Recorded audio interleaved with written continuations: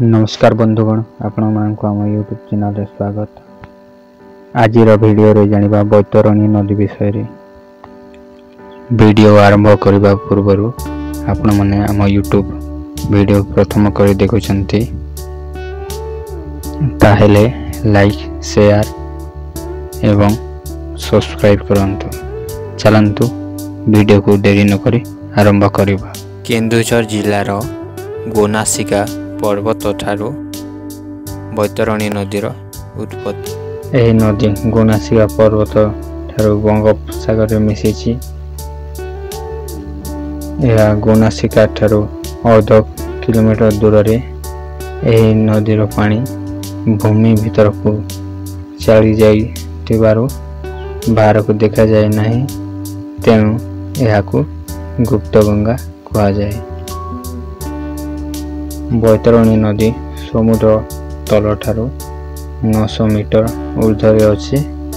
एही नदीर ऊपर पार्श्व 80 किलोमीटर व्याप्त।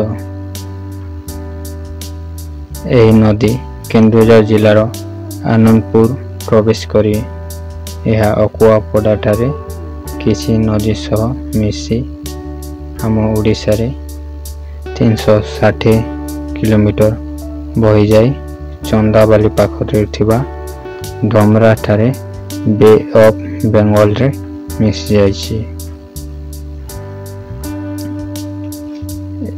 एही नदीर शाखा नदी गुड़िक है बुढ़ी, कांजुरी, अंबाझरा, मुसाड़ी, कुसेई एवं सालंदी। एही नदीर आंडपुर बैरेज रे सालंदी नामक एक डैम तैयारी करा जाइछि। एही डैम रो अधिकांश जल कृषि उपयोगी पय व्यवहृत हुए। एही बैतरणी नदी भौगोलिक बन्यार मुख्य कारण अटे। एठारे 2 ରୁ 3 दिन धरी वर्षा लागी रहिले बन्यार रूप नहीं थाए, जहा द्वारा ए नदी कूल रे बसवास करुथिबा जनजाति मनरे भय सृष्टि करे।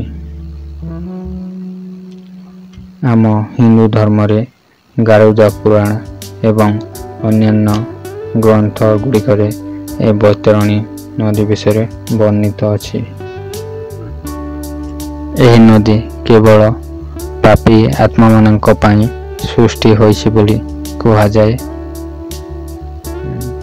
पापी मनुष्यक मृत्यु पर तांको पापी आत्मा को यमदूत माने ए बैतरणी नदी दे पार करांती।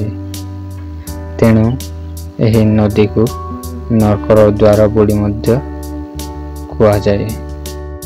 लोक कथा अनुसार जो मनुष्य एही नदी रे गाधोए तार सबु पाप क्षय होई थाए।